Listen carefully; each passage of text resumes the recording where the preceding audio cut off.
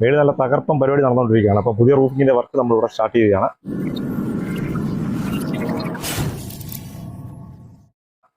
ഇത് തിരുവല്ലയ്ക്കടുത്ത് മഞ്ഞാടി എന്ന് പറഞ്ഞ സ്ഥലത്താണ് നമ്മുടെ പുതിയ റൂഫിങ്ങിൻ്റെ വർക്ക് സ്റ്റാർട്ടപ്പ് ചെയ്തിരിക്കുന്നത്.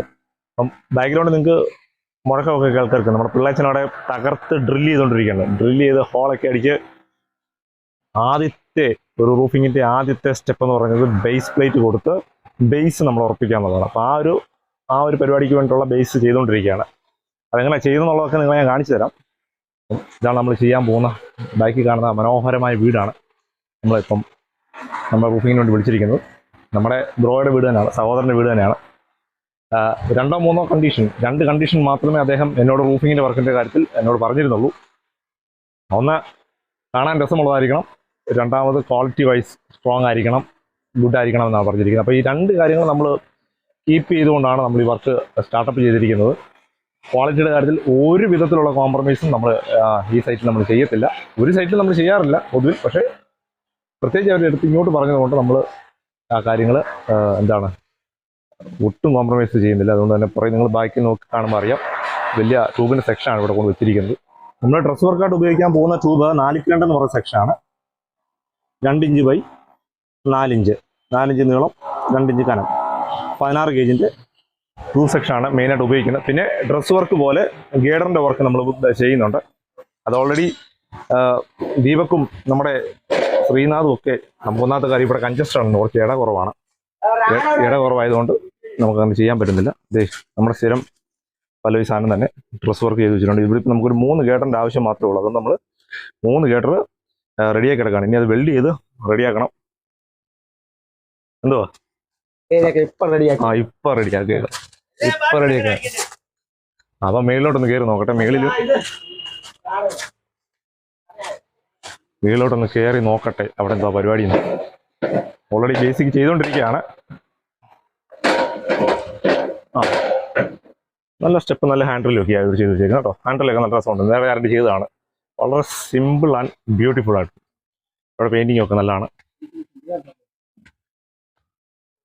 അപ്പം ഈ കാണുന്ന ഈ ഒരു പോർഷനിലാണ് നമുക്ക് ഇനിയിപ്പോൾ റൂഫിങ്ങിൻ്റെ ആ സെക്ഷൻ വരാൻ പോകുന്നത്. ഏറ്റവും ടോപ്പിൽ നിന്ന് തന്നെ സ്ലോപ്പിലോട്ട് ഇറങ്ങുന്ന രീതിയിലുള്ള റൂഫിംഗ് സെക്ഷൻ. 1 സൈഡ് സ്ലോപ്പാണ്.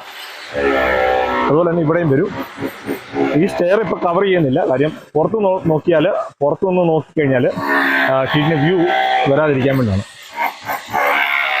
1 സൈഡ് നമ്മളിവിടെ പ്ലേറ്റ് അടിച്ച് ഇവിടെ സെറ്റ് ചെയ്തിട്ടുണ്ട് ഓൾറെഡി. ഇത് ബേസ് പ്ലേറ്റ്, ഇത് ആങ്കർ ബോൾട്ട്.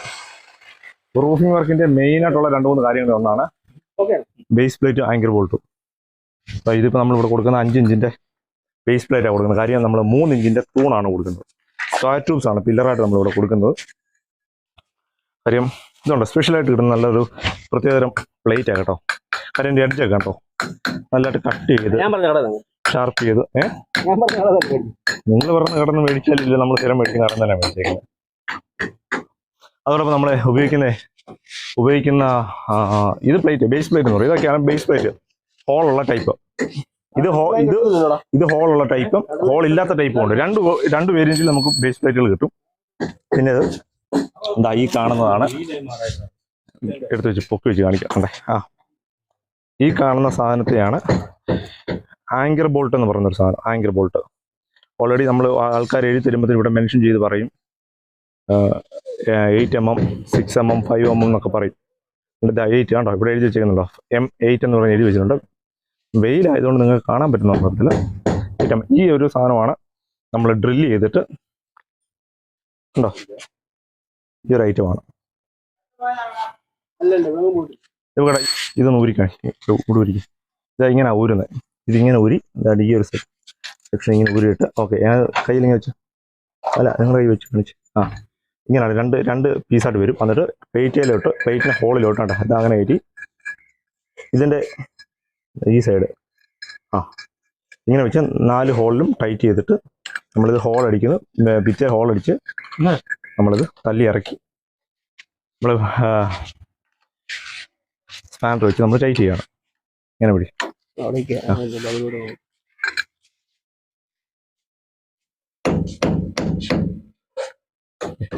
ഈ മേളിൽ നിന്ന് ഒറ്റ സ്ലോപ്പാണ് വരുന്നത്, ഒറ്റ സ്ലോപ്പ്. അതുപോലെ തന്നെ ഇവിടെയും അത് തന്നെ മെയിൻറ്റെയിൻ ചെയ്യണം. പിന്നെ അപ്പുറത്തെ സൈഡിൽ വേറെ ഉണ്ട് വർക്ക്. അപ്പോൾ ഈ പോർഷൻ്റെ ഏരിയ കഴിഞ്ഞ് ഈ ഒരു പോർഷൻ ഏരിയ കഴിഞ്ഞ് അപ്പുറത്ത് വേറൊരു പോർഷൻ ഏരിയ ഉണ്ട്. അവിടെ കൂടെ നമുക്കത് ചെയ്യണം. താഴെ ഇട്ട് പണിതുകൊണ്ടിരിക്കുന്നത് നമുക്ക് ആകെ കുറച്ച് സ്പേസേ ഉള്ളൂ കേട്ടോ ഇവിടെ. അതിൻ്റെ ഒരു ബുദ്ധിമുട്ടുള്ളൂ. കാര്യം കുറച്ച് വർക്ക് നടക്കാനായിട്ട് കുറച്ച് ബുദ്ധിമുട്ടുള്ളത് ഇതാണ്. ഈ ഒരു സ്പേസാണ്. കുറച്ച് ഏരിയ ഉള്ളൂ. മതി എന്നാലും മതി, കുഴപ്പമില്ല. നമുക്ക് അത്രയും ഉള്ളത് കൊണ്ട് ഓംപ്ലേറ്റ് പോലെ ആണല്ലോ പണ്ട് ബ്രൂസിലി പറഞ്ഞേക്കുന്നത്. അതുകൊണ്ട് കുഴപ്പമില്ല. അപ്പോൾ ഇതൊക്കെയാണ് ബേസിക്കലി ഇന്നത്തെ എപ്പിസോഡിൽ നടക്കുന്ന മെയിനായിട്ട് നടക്കുന്ന കാര്യങ്ങൾ. ബേസ് പ്ലേറ്റുകൾ കൊടുക്കുക, പിന്നെ ബോൾട്ടിങ് കൊടുക്കുക, പിന്നെ നമ്മുടെ നാളത്തേക്ക് അടുത്ത ദിവസം നമുക്ക് ഇറക്ഷൻ ചെയ്യാനുള്ള കാര്യങ്ങൾ സെറ്റ് ഔട്ട് ചെയ്യാനുള്ള കാര്യങ്ങളാണ് ഇന്നത്തെ ദിവസം ഈ ഒരു എപ്പിസോഡിൽ നിങ്ങൾ കണ്ടുകൊണ്ടിരിക്കുന്ന ഈ എപ്പിസോഡിൽ നടക്കുന്ന കാര്യങ്ങൾ ഇതൊക്കെ തന്നെയാണ്. പിന്നെ പിള്ളേച്ചനും ദീപക്കും ഒക്കെ ഭയങ്കര പരിപാടിയാണ്. പഴയ പോലെ തന്നെ നമ്മളെല്ലായിടത്തും ഒരേപോലെ തന്നെയാണ്. ഒരേ ഉഷാറ്, ഒരേ കഷ്ടം പാവങ്ങൾ. വിശക്കുന്നു. നമ്മുടെ വാച്ചും നമ്മുടെ ടൈമും റെഡി ആയിരിക്കണം. ഇപ്പം എത്ര മണിയായി? 1:10. തെന്നിയപ്പോഴാണ് മനസ്സിലായി. വിശന്ന് കഴിഞ്ഞാൽ പിന്നെ കയ്യും കാലും ഒക്കെ എല്ലാം പോകും. അപ്പം ശ്രീനാഥിന് മാത്രം വിശപ്പില്ലെന്ന് തോന്നുന്നു. അവൻ അവിടെ നിന്ന് കാട്ട പണിയാണ്. ഗോൾഡ് ഫിഷ് തനി മലയാളിയുടെ സ്വഭാവം. അന്യൻ്റെ പറമ്പിലേക്ക് എത്തി നോക്കുക, അവിടെ നടക്കുന്ന കാര്യങ്ങളെപ്പറ്റി ആകാംക്ഷയാവുക, വിസ്മൃതിയിലെത്തുക, എന്തൊക്കെയാണോ കുഴപ്പമില്ല. അപ്പം അതൊക്കെയാണെങ്കിൽ ഇവിടുത്തെ കാര്യങ്ങൾ.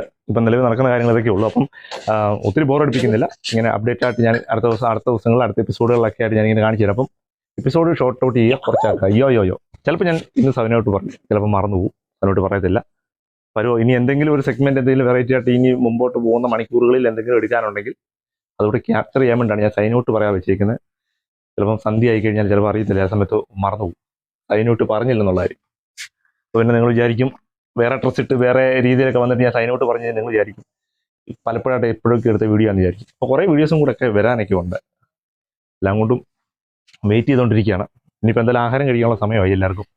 അവരെല്ലാം പോയി ആഹാരം കഴിച്ച് കുറച്ച് നേരം വിശ്രമിക്കട്ടെ. അപ്പോഴത്തേക്ക് നമുക്ക് തിരിച്ചു വരാം. അപ്പോൾ നിങ്ങളും ഇത് കാണുന്ന ഉച്ച സമയത്താണെങ്കിൽ നിങ്ങൾ പോയി ആഹാരം കഴിക്കുള്ളൂ. രാത്രിയിലാണെങ്കിൽ അത്താഴം കഴിക്കുക. സമാധാനപരമായിട്ടിരുന്ന് വീഡിയോസൊക്കെ കാണുക. ഞങ്ങളെ സപ്പോർട്ട് ചെയ്യുക കേട്ടോ. നിർബന്ധമില്ല, അതിലും നിങ്ങൾക്ക് ഇഷ്ടപ്പെടുവാണെങ്കിൽ നിങ്ങളൊന്ന് സപ്പോർട്ട് ചെയ്ത് സബ്സ്ക്രൈബോ ലൈക്കോ ഒക്കെ ചെയ്യുക. അപ്പോൾ ശരി, ടേക്ക് കെയർ.